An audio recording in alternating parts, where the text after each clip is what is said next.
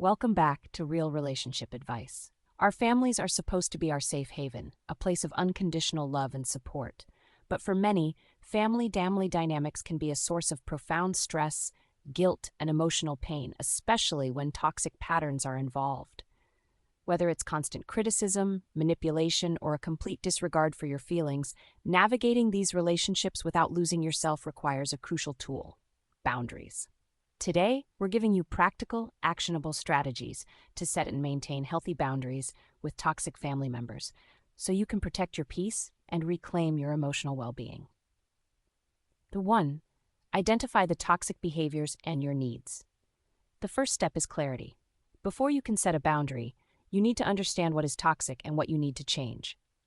Take some time to reflect on specific family interactions that leave you feeling drained, disrespected, or anxious. Examples of toxic behaviors: constant criticism, gaslighting, emotional blackmail, demanding behavior, victimhood, triangulation, pitting family members against each other. Identify your needs. Do you need them to stop asking about your love life? Do you need them to respect your parenting choices? Do you need them to stop making negative comments about your appearance or career? The goal: clearly defining the problematic behavior and your desired outcome helps you frame your boundary. It's not about them being bad. It's about their behavior being harmful to you and your right to protect yourself. 2. Communicate your boundary clearly and concisely. Once you know your boundary, you need to communicate it. This isn't a debate or an invitation for their opinion. It's a statement of your needs. Keep it clear, concise, and calm. Avoid over-explaining, justifying, or getting drawn into an argument. Example 1.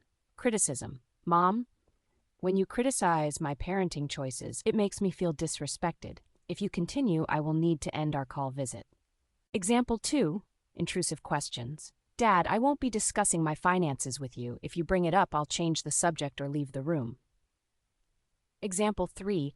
Demanding behavior.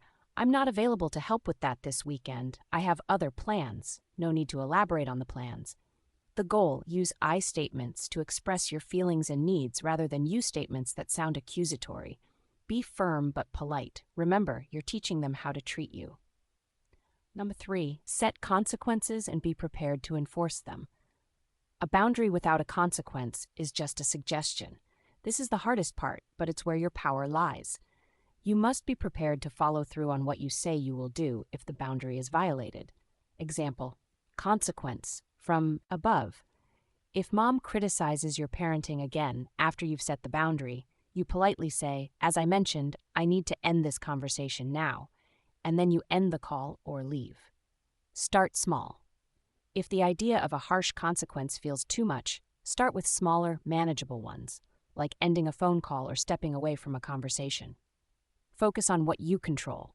You cannot control their reaction, but you can control your response and your exposure to the behavior. The goal: consistency is key. Your family members might test the boundary, especially if they're used to you giving in. Each time you enforce it, you reinforce your self-respect and teach them that your boundaries are real. This isn't about punishing them, it's about protecting yourself. 4. Manage your guilt and their reactions. Setting boundaries, especially with family, often comes with a heavy dose of guilt.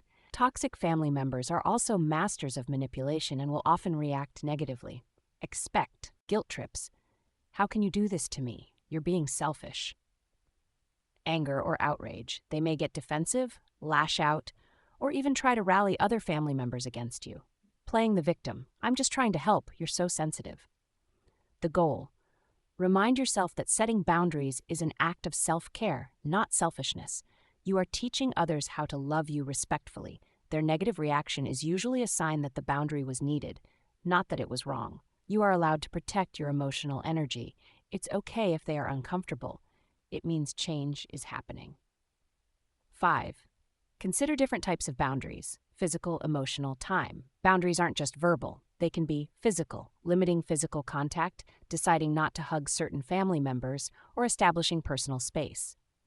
Emotional, choosing not to engage in certain emotionally draining conversations, refusing to be someone's sole confidant for their endless complaints, or not allowing yourself to be gaslighted. Time, limiting the duration of visits, reducing phone call frequency, or declining certain invitations. Sometimes a timeout from a family member is necessary for your well-being. Information. Deciding what personal information you share with certain family members. The goal. Understand that you have a range of options. You don't have to cut someone out of your life entirely to have a healthy boundary. Sometimes, simply adjusting the amount or type of interaction can make a world of difference. Your mental health is worth protecting.